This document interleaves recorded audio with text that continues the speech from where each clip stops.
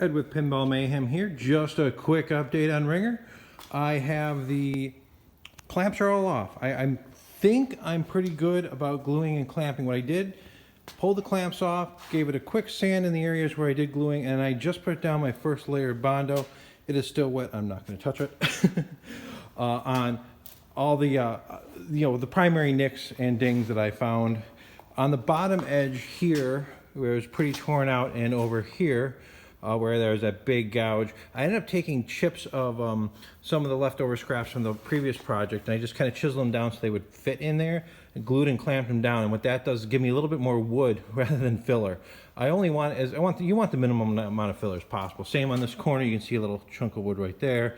I just kind of threw in what I could just to give me something to grip to with this filler and give it a little bit more bounce than filler. Of course, gonna have to do filler. I'm not worrying too much about the bottom. What I did do is from the Frenzy project, I had those original nylon feet I took off. I actually just saved them, scraped off the paint, and I threw them on the bottom of this, because what happens, the reason why this scraped away is when the feet are off or moving it, it gets dragged on something. So now when I'm working on this, I'm gonna be tilting it up, tilting it back, sanding it. I don't wanna risk any more damage to this edge. So putting these on there doesn't hurt. I mean, they're used, kind of tacky, but on the other hand, they're just going to come off when the feet go on officially, or I'll leave them on if you don't see them. Not a big deal. They will be well above. The original spots where if you don't have the feet, there were levelers here, were pretty ripped up. I was lucky I was able to clamp it and get that all done. I did hammer in the last triangle here. What I did is I drilled a small hole in it, threw a nail in, and I hammered it from the inside with glue. So that's done.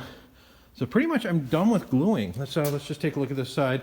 I probably have plenty of gouges I missed with this first layer of Bondo. I tried to be a little messy on my corners. I did that on purpose. I want to sand this and hopefully not have to put my next layer I can hopefully put less down. So we'll see how this all dries. I'm going to give it probably at least a day. I don't know.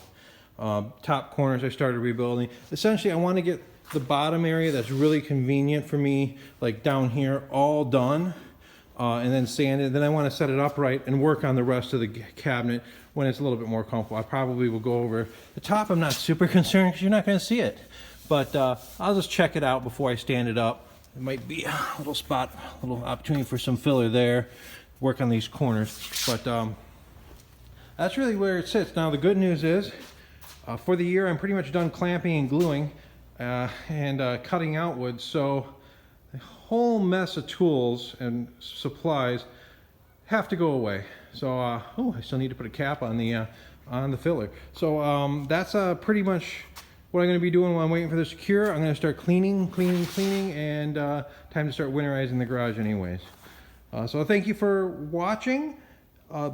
Stay tuned for the next installment. It's going to just be a lot of filling and sanding, but hopefully this thing's getting ready for paint soon.